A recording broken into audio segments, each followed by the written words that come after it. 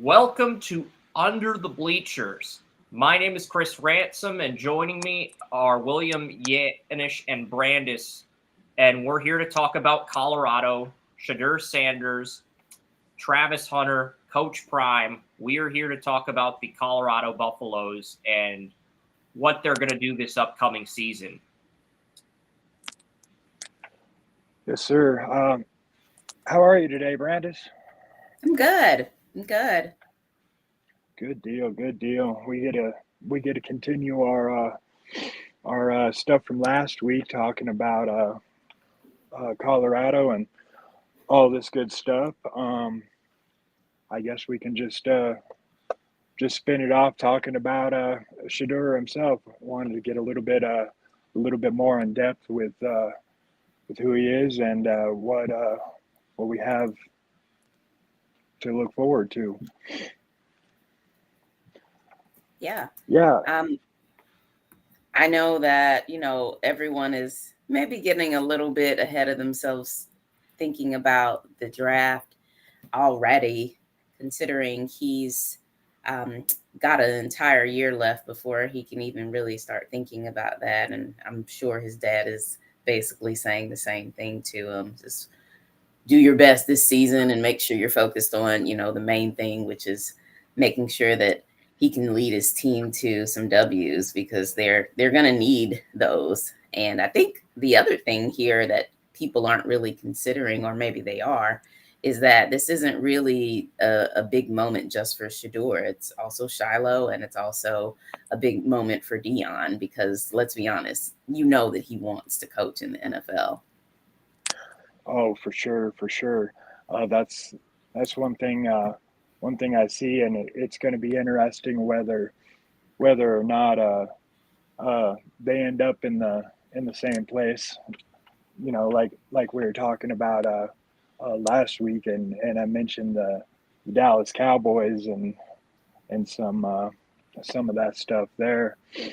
But yeah, the thing is, this team after Colorado's 1-11 season a couple of years ago, and now the influx of Dion and Shedeur, and just all of the everything that they have done to this team. The transfer portal has been absolutely insane, and last year was a definite good start to what they have going on. Shedeur came in from Jackson State and went from a pro style offense to a custom built Mike Leach air raid. And they've added their I believe they starters. got Will Shepard from the portal, Vanderbilt wide receiver. I had a third-round grade on him entering last year, and I thought he could have gone pro, but he chose to enter the portal, and he's going to be balling out with Shedeur. And you got Joe Horn's son, and I think you got Travis Hunter as well as a five-star left tackle. So there's more of a supporting cast for Shedeur this year compared to his first year. So, and they also got other veterans in the portal on the offensive line too. So I think all around, Colorado's going to improve in a lot of respects. For sure, that they've got Sam Hart. He's a Colorado boy coming at tight end. He started out committed to Ohio State. Never really got a start there, and is now back with Colorado. He is a definite. He's got potential as a pass catching tight end.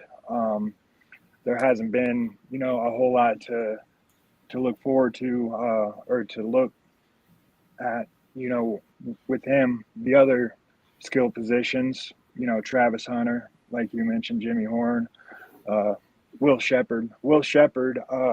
That is definitely finally getting out of some of these lightweight and smaller receivers. This is a 6'3", 205-pound receiver that definitely has the reach and the high point ability.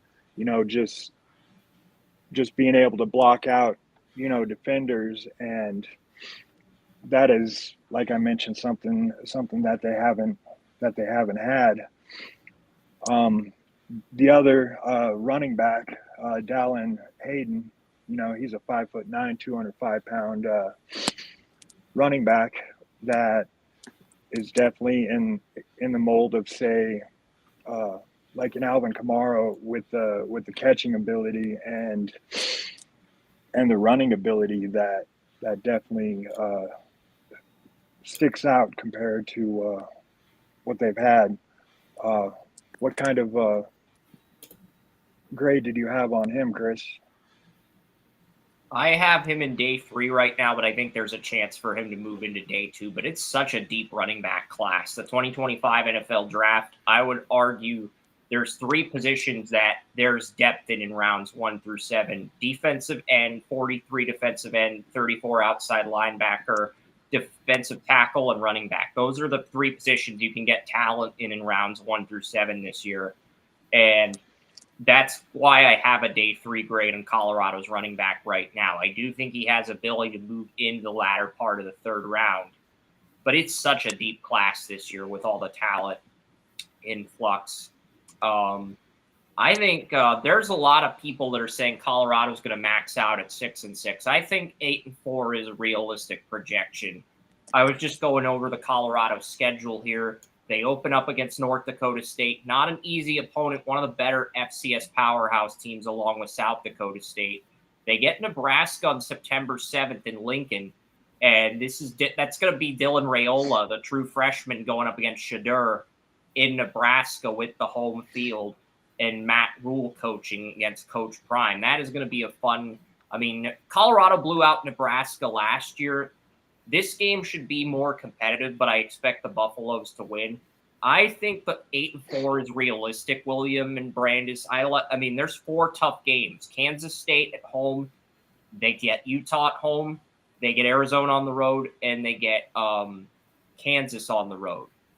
I think they lose those 4, but they can beat everyone else. Yeah, for sure. I think their strength of schedule is a good thing, compared to after ending, on a 6-game skid. Getting ahead of ourselves in like Brandice mentioned, what do you see with some of these players, Brandice? I think it's going to be interesting to watch. It's kind of unfortunate because there were some guys that we really were watching last year that we expected really big things from, and they just didn't shine as bright as we thought. Omarion Miller is one of the guys that I'm thinking of. I was expecting a lot more from him production-wise, so hopefully this season we can see what we were expecting to see last season. Also from Cormani, it's unfortunate that he's with the Gators now, but I expected him to come back strong this season and maybe even have a starting spot. But I think there was, like I said, some behind-the-scenes things going on with him. Perhaps an attitude. Sometimes you come from these schools where you're just the best, and you believe that, no one is better than you. And then you get to a place where everyone was the best of the best in their high school. And it's a little bit more difficult for you to really shine. We'll see at Florida if he was as talented. I mean, I watched clips of this guy running drills, and as a DB coach myself, it was just amazing. I think he technically had some of the best feet I've ever seen from a DB. And I'm interested in following his career over at Florida. But I'm also interested in seeing some of these new receivers that are coming over and the running backs like Hayden. I want to see if they are going to, live up to the big shoes that they'd have to fill. Dylan Edwards was a great running back, and they're actually playing Kansas. So that's going to be the game to watch to see, if he's going to kind of turn up and become the running back that he knows he is at a completely different school, or, if he's going to have some nerves because he's playing his former team.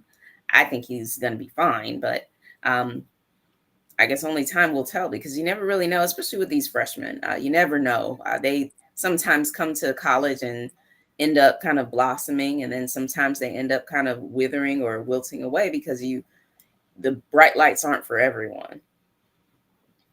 That's true, and I just realized the Colorado, since Kansas is doing a stadium renovation, I just realized the Colorado-Kansas game is going to be at Arrowhead.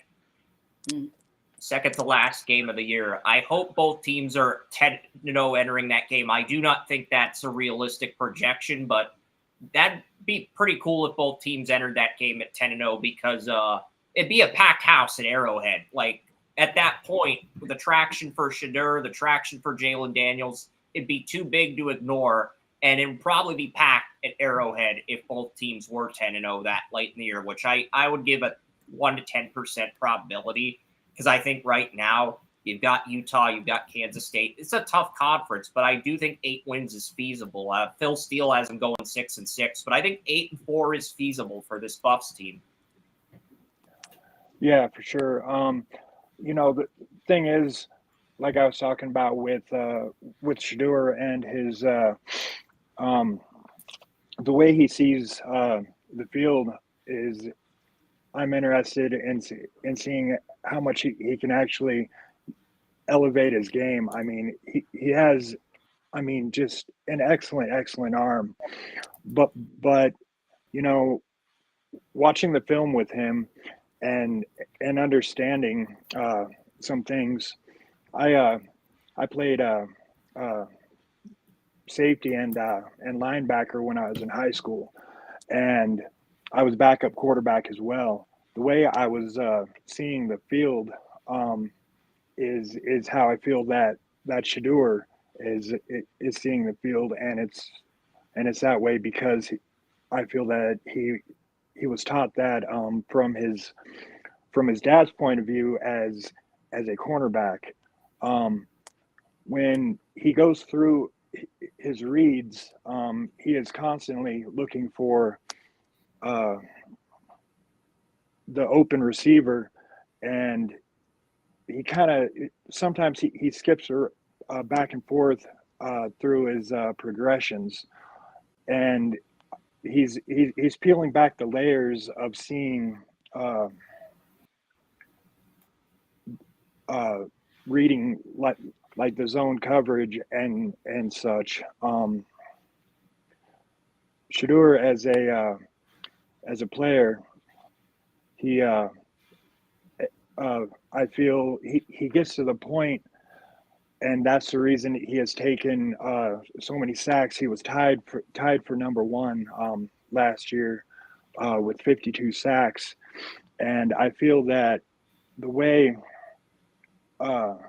he goes through that he actually gets to the point when he doesn't find a wide open receiver that he'll get happy feet. You'll notice his feet will really start moving, and that's when he freezes and ultimately takes a sack. And that takes up his the thing it does with his stats is it keeps his completion percentage up, but it also keeps him from throwing an interception and stuff like that, to where it keeps his field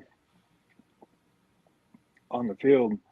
I'm trying to figure out how to explain this exactly, but it also only throwing three interceptions last year, there were also quite a few pass breakups that happened in this time. And like I said, it's going to be real interesting for him to see, with Shepard coming in, with this huge catch radius and being able to block out the defenders, it's going to be real interesting, having Joe Horn's son, and now, like I said, he's going to have three solid receivers, including Travis Hunter, that is going to be able to make him, or to realize his potential. And it's just going to be really interesting to see how Sam Hart comes in as well. A tight end is the quarterback's best friend. When he gets in trouble, that's a safety valve. That's everything, and definitely creates some mismatches similar to Shepard. And I feel that if this new offensive line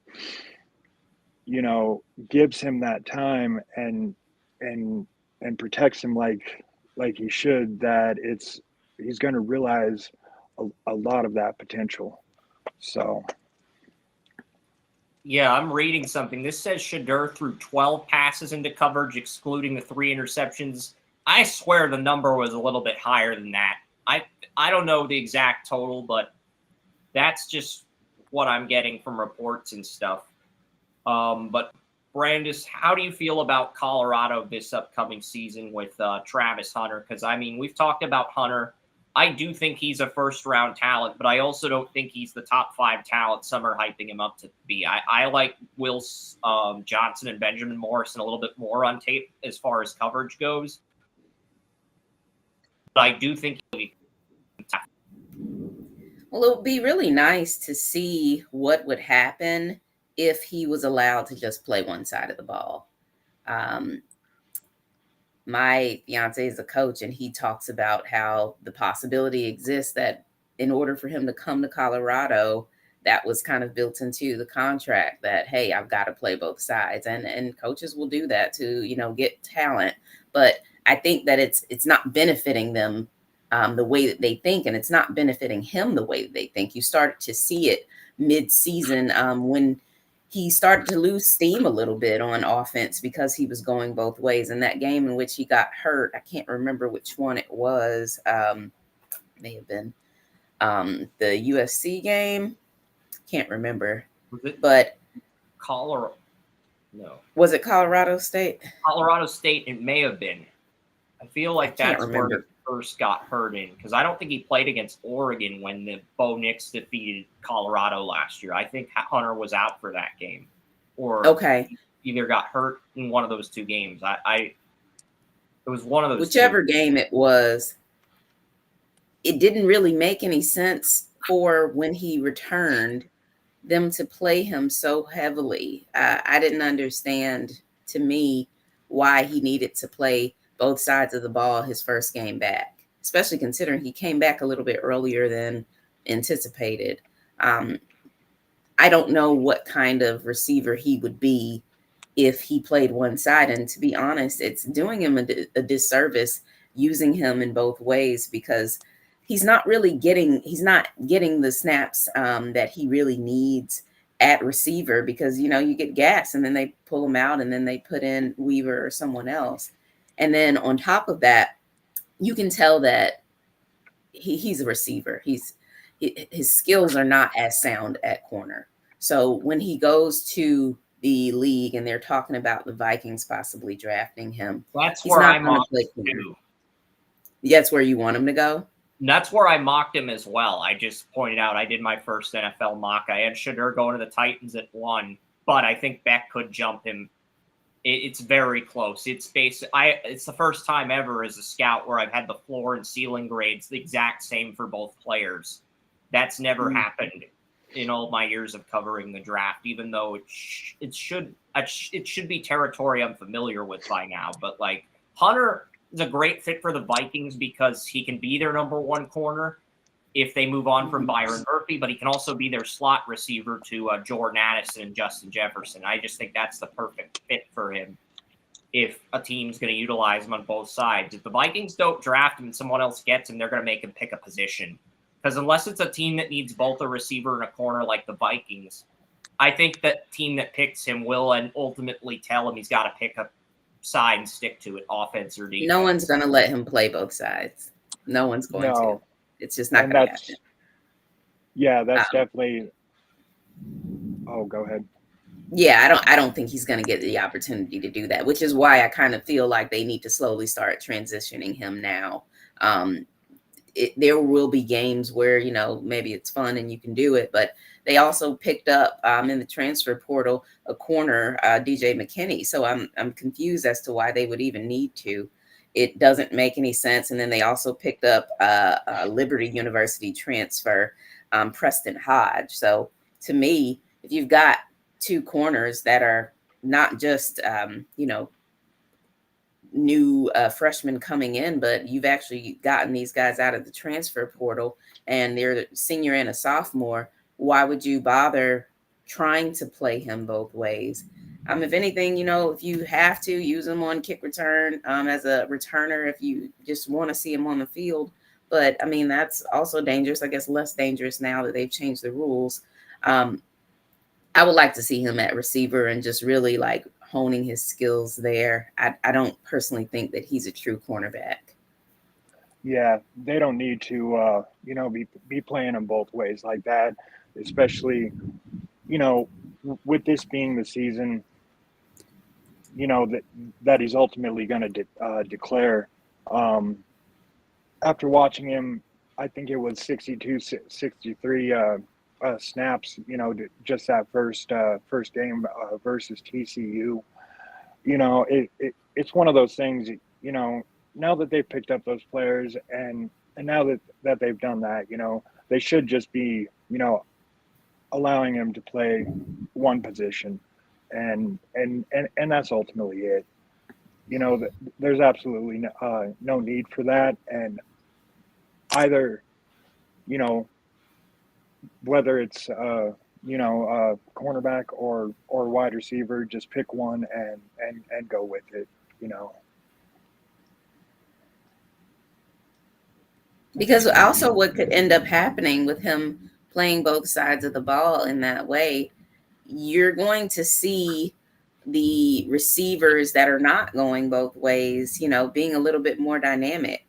And he could, you know, fall in the depth chart because of that. For sure. Because I don't know at practice if he's splitting his time, but you know, if obviously Shedeur's got decent chemistry with him, but he could build more chemistry with some of these new guys if he's, you know, spending half of his time practicing with the defense. I would argue that they probably are not. Like he just doesn't seem to have the technical skills of a corner. Like you can tell a corner they move differently. And I'm not sure if he's getting that work on the defensive side of the ball or not. Yeah, and it's ultimately, you know, too much. And like you're saying, to come in and be that wide receiver and go out there and be that dynamic player, you know, and just allow him to concentrate on that instead of learning, you know, the new defense, you know, with Robert Livingston coming in and such, you know. I mean, I just feel it, like you said, you know, it's an extreme, you know, disservice to him. What else you got, Chris? Yeah, I'm with you. I think I would still play him on third downs at corner, but if you think he's going to project better at receiver, stick him at mainly receiver. I meant playing both positions on down, but I think you have to pick a position, only one position where you're an every down player this year. And that's the position you're going to play in the NFL. Yeah. I think that's a fair compromise. you can still play both positions this year, but only on third down. And the position you play every down, that's going to be your primary position at the next level. I mean, he's also a sophomore, and I'm not sure if this is a good time for him to come out. I don't know what the receiver class will look like this year, but at 21, he could still be growing. I think he's not necessarily undersized, but you could always get a little bit bigger. Yeah. And Yeah. right now, some of those injuries that he got last season were probably because he's a little undersized. Yeah, for sure. And just males grow until they hit 25. So I mean that definitely says a lot. And when it comes to the injuries and such, I just yeah.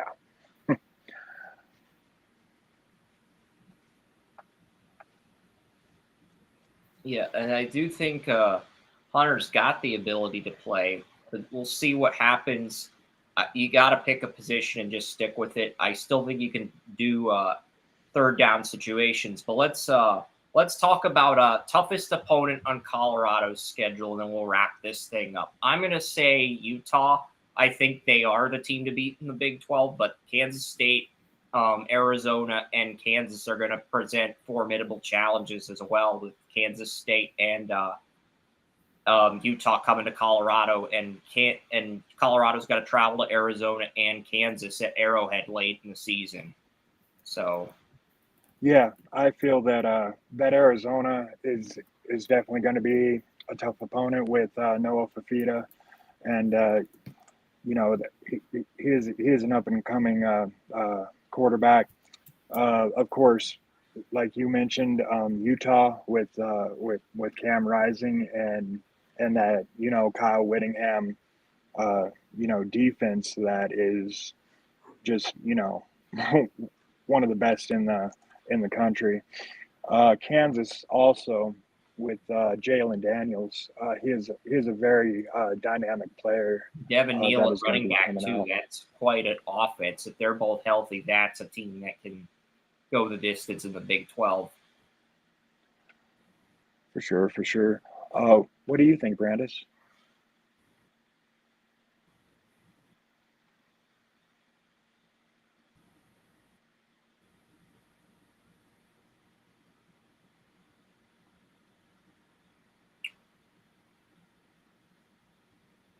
We have Uh, technical problems. Maybe. All right. Oh, anyway. Yeah. Like I said, this is a team that can definitely, you know, get some wins and get to a bowl game, and but I feel that it's they definitely have to put things together, you know, like they've been doing, and I feel they can you know, easily go 8-4. It just all depends on how Shedeur keeps developing as a quarterback, and the players around him between Hayden and Hunter and Shepard and Horn. I mean, they've got some skilled players right here, and it's going to depend a lot on Shedeur and how he develops as a quarterback. Yeah, and it'll be interesting because the winner of the Big 12, they're going to get that top 4 spot in the playoff, in the 12-team playoff, which is going to debut this year. That should be fun. But any closing thoughts before we wrap this up? You got anything, Brandon? I know we didn't really talk much about Shiloh, but this is definitely his last rodeo.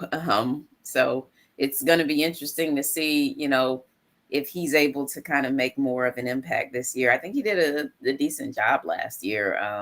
I think a lot of the things that were happening last year with him had more to do with the coaching choices than his actual abilities. I saw him whiff a couple of tackles, but aside from that, he's a pretty sturdy safety.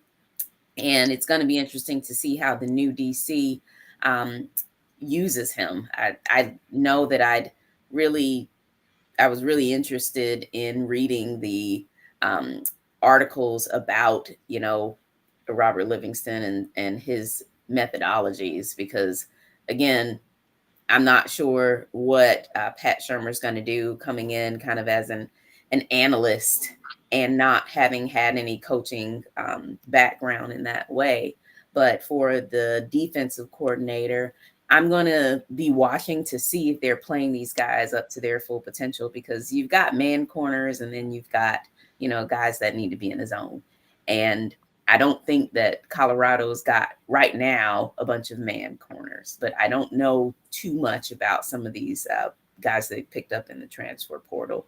But I do know that at safety, they seem pretty stout. So it should be interesting to see. I think that they'll have a much better year this year defensively. I despise the last DC.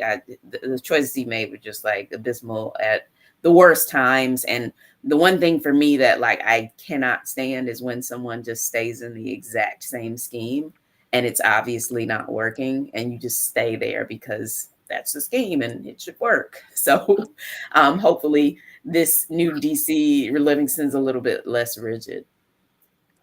For sure. And I think you definitely nailed that with Shiloh, because he's, you know, everyone's talking about Shedeur and Dion and the offense, and Shiloh hasn't gotten any love or any mentions really, and I think that Livingston coming over from the Bengals can definitely uh, allow Shiloh to put him in a great position to realize his potential. So yeah. All right. That'll do it for this edition of Under the Bleachers. I want to thank William, Yannish, and Brandice for contributing as always, and we'll be back next Tuesday. We'll figure out the details in advance. I'm just happy we got through Restream today without any technical difficulties, even though it was initially we had some trouble setting up, but we came through, Restream pulled through, and everybody came through as a team and did their part. So I appreciate that. Yeah, and we'll definitely figure out the platform deal and get this straight. So it was good to get here, and Brandice, it's great working with you. So I look forward to next week, and we'll definitely have this in a better position then.